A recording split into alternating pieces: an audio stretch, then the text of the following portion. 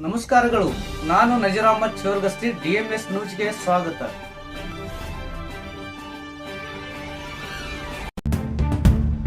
5/7/2026 ಮುದ್ದೇಬೇಡ ಪಟ್ಟಣದಲ್ಲಿ ನೂತನ ಜಿಲ್ಲಾಧ್ಯಕ್ಷರ ಪದಾಧಿಕಾರಿಗಳ ಆಯ್ಕೆ ರಾಜ್ಯ ಸಂಘಟನಾ ಕಾರ್ಯದರ್ಶಿ ಮಹೇಂದ್ರ ತಿಮ್ಮಾನಿ ಅವರ ನೇತೃತ್ವದಲ್ಲಿ ಚುನಾವಣೆ ನಡೆದಿದ್ದು, ಸಭೆಯಲ್ಲಿ ಅವಿರೋಧವಾಗಿ ಆಯ್ಕೆಯಾಗಿ ನನ್ನನ್ನು ಭೀಮಾಶಂಕರ್ ಕಾಂಬ್ಳೆಯನ್ನು ಆಯ್ಕೆ ಮಾಡಿಕೊಂಡಿದ್ದೇವೆ.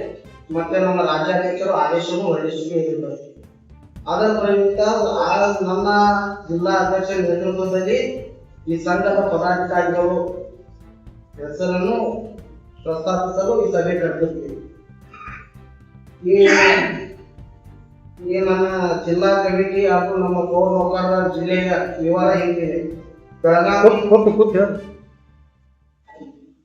ಬೆಳಗಾವಿ ವಿಭಾಗ ಮಟ್ಟದ ಸಂಘಟನಾ ಕಾರ್ಯದರ್ಶಿಯಾಗಿ ಶ್ರೀ ವೀರೇಶ್ ಹಟ್ಟಿ, ಮುಖ್ಯಾಧಿಕಾರಿಗಳು ಕೋಲಾರ ಪಟ್ಟಣ ಪರಿಷತ್ ಇವರನ್ನು ಆಯ್ಕೆಗೊಂಡಿರುತ್ತಾರೆ.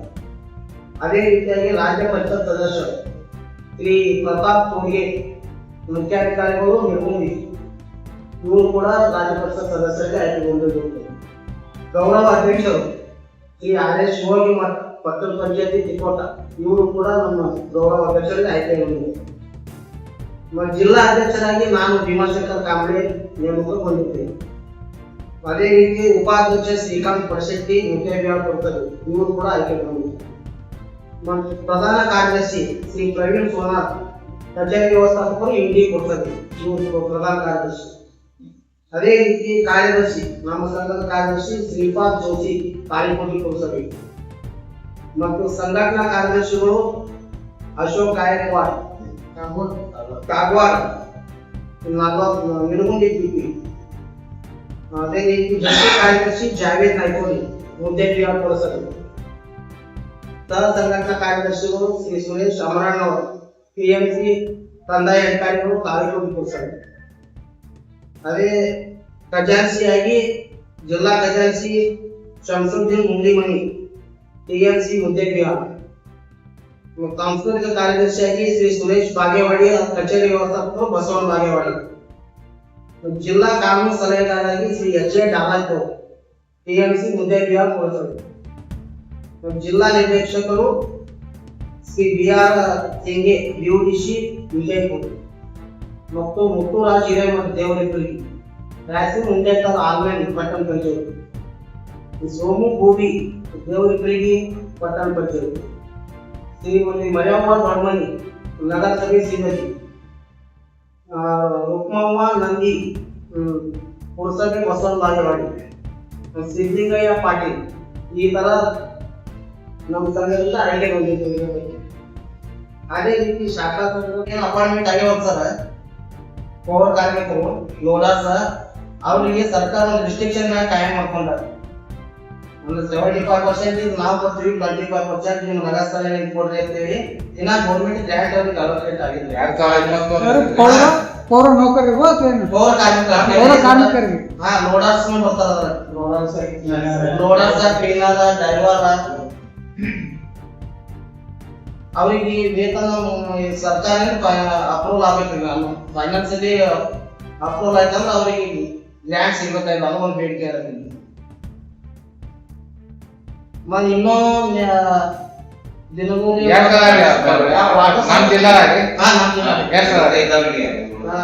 ಸುಮಾರು ಒಂದು ಎಲ್ಲ ನಗರಸ್ಥಳ ನಮ್ಮ ಜಿಲ್ಲಾ ಅಧಿಕೃತ ಆಗ್ಯಾದೆ. ಅನುದಾನದ ಕೊರತೆ ಪೂರ್ವ ಪ್ರಮಾಣದಲ್ಲಿ ವೇತನ ಸರ್ಕಾರದಿಂದನೇ ಕೊಡ್ತಾರೆ. ಪೂರ್ಣ ಪ್ರಮಾಣದ ವೇತನ ಮಾಡಾಕತ್ತಿಲ್ಲ. ಮತ್ತೆ ಈಗ ಇವರು ವಾಟರ್ ಸಪ್ಲೈ ಅವರಿಗೆ ಕಾಯ ಮಳೆ ಮಾಡಬೇಕು ಅಂತೇಳಿ ನೇರ ಪಾವತಿ ಅದು ಬೇಡಿಕೆ ಅದ. ಡ್ರೈವರ್ಗಳು, ಕ್ಲೀನರ್ಗಳು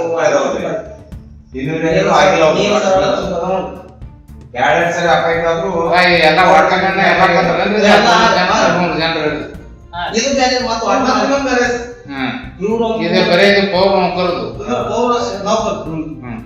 ಇವ್ರಿಗೆ ಏನಂದ್ರೆ ವೇತನ ಸರಿ ಇದಾಗಿಲ್ಲ, ನೌಕರ ಪೂರ್ಣ ಪ್ರಮಾಣದ ವೇತನ ಇಲ್ಲ. ಪೂರ್ಣ ಪ್ರಮಾಣ ಪಗಾರ ಇಲ್ಲ.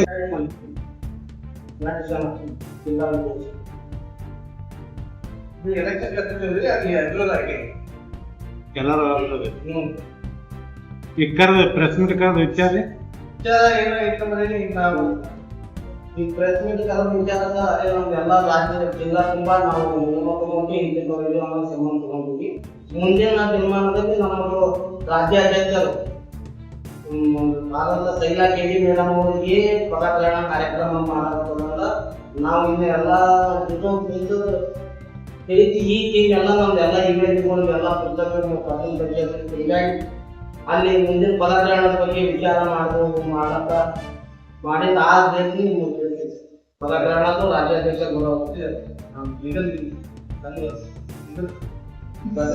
ಪೌರ ಸೇವಾ ನೌಕರರ ಸಂಘ ಸೇವಾ ಸಂಘ ಅಂದ್ರೆ ಆ ಅಸೋಸಿಯೇಷನ್ ಯಾವ ಮಾನ್ಯತೆ ಇಲ್ಲ. ನಮ್ಮ ಅಸೋಸಿಯೇಷನ್ ಮಾನ್ಯತೆ ಐತಿ, ಮಾನ್ಯತೆ ಕಾಪಿ ಕೊಟ್ಟಿದ್ವಿ, ಸರ್ಕಾರದ ಮಾನ್ಯತೆ ಕಾಪಿ ಈಗ ಇದೇ ಸಂಘದ ಹೆಸರು ಹೇಳ್ಕೊಂಡು ವಿಜಯಪುರ ಜಿಲ್ಲೆ ಒಳಗ ಸಂಘಟನೆ ಮಾಡತ್ತಾರೆ ಬೇರೆ ಬೇರೆ ಈ ಸಂಘದ ಹೆಸರು. ಆದ್ರೆ ಯಾವ ಸಂಘ ಲೀಗಲ್ ಆಗಿ ಇಲ್ಲ, ಅವೆಲ್ಲ ಆಗಲಿದೆ. ನಮ್ಮಲ್ಲಿ ಲೀಗಲ್ ಆಗಿದ್ದು ಸರ್ಕಾರದ ಆದೇಶ ಆಗಿದ್ದು ನಮಗೆ ಕಾಪಿ. ಇದು ಕರ್ನಾಟಕ ಸೇವಾ ಪೌರ ಸೇವಾ ಸಂಘ. ಇದು ಯಾವಾಗ ಹುಟ್ಟುವಂತರಿ ಸರ್? ಇದು ಸರ್ ಅದೇ 93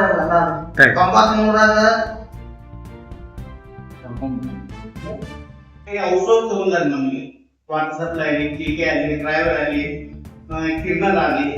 ಹೀಗಾಗಿ ನಾವು ಒಂದು ಯುಎಲ್ಬಿಗೆ ಟಿಪಿಗೆ ತಿಳಿಸ್ತಿಲ್ಲ, 30 ಸಿಬ್ಬಂದಿ ಹಾಕ್ತಾರ.